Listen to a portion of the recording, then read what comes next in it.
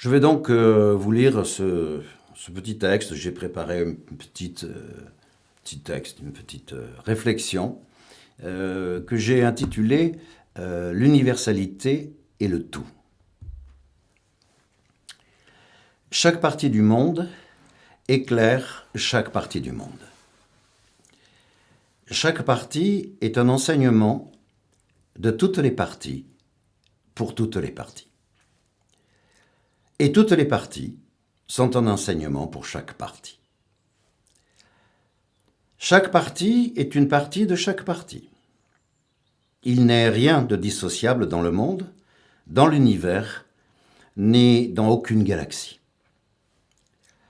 En fait, aucune galaxie n'est dissociable d'aucune galaxie.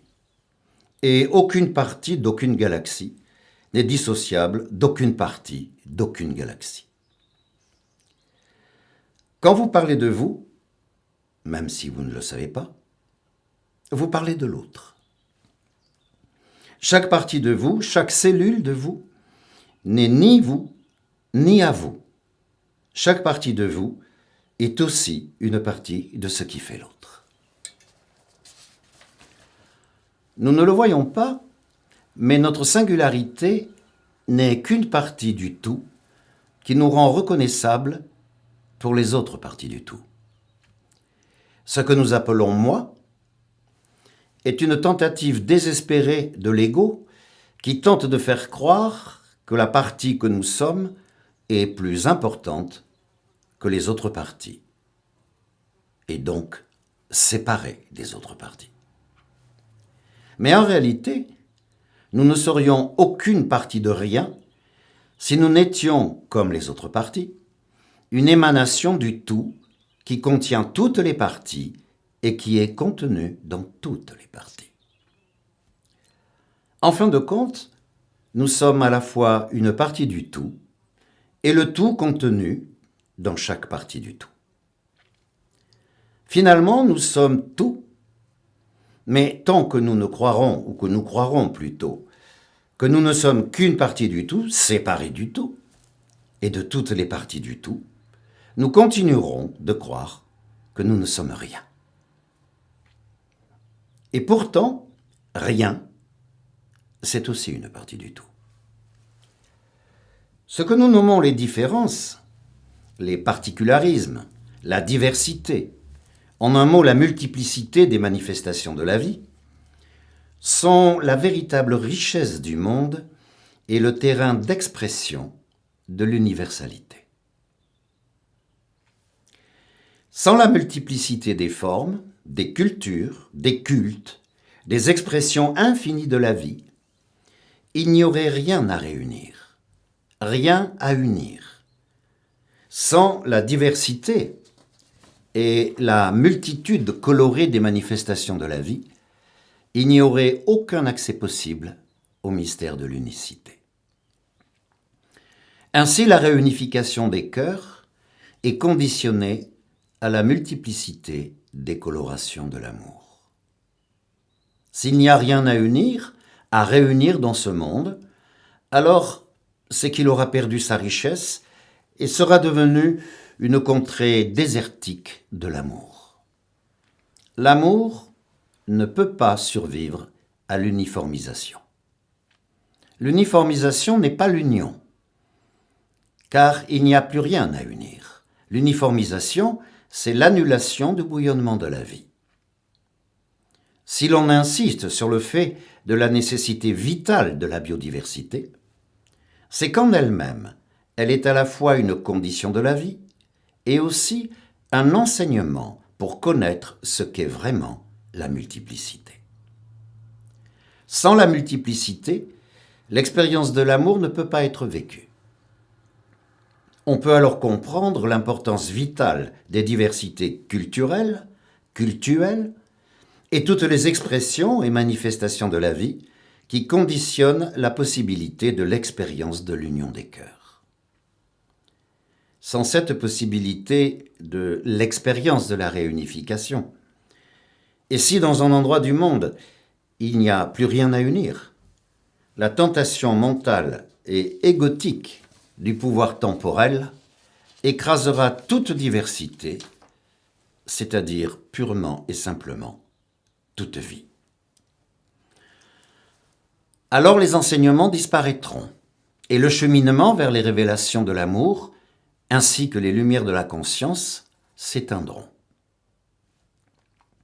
Que celui qui est tenté par l'annulation des différences et de la diversité, en imposant l'uniformisation, sache que sa volonté de pouvoir aura pour conséquence la fin de toute initiation, la fin de tout enseignement, la fin de toute évolution, et à court terme, la disparition de la vie. Pouvez-vous me dire s'il n'y avait pas le bon et le mauvais, le juste et l'injuste, les réussites et les fautes, et toutes les ruines de l'âme, et toutes les tentations errantes, comment pourrait s'exercer la miséricorde de Dieu dans ce monde? Et que dire de l'expérience du pardon s'il n'y a plus rien à pardonner? Le Cheikh Al-Alaoui rapportait ceci. Celui qui appela à la proximité de Dieu a déclaré « En vérité, je suis avec vous, car où que vous vous tourniez, brille ma lumière. Une est mon essence, en toute chose l'on me voit, et qui ne fut jamais vu, si ce n'est moi. »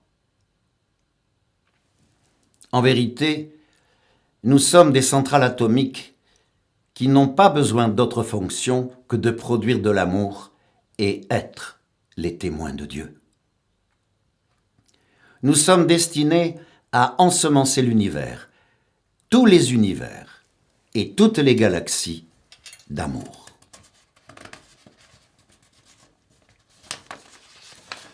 Mais comprenons bien que ces univers et toutes les galaxies imaginables sont à l'intérieur de nous. Ainsi, c'est la beauté universelle de Dieu que nous avons fonction de nourrir, afin de la rendre de plus en plus présente et lumineuse.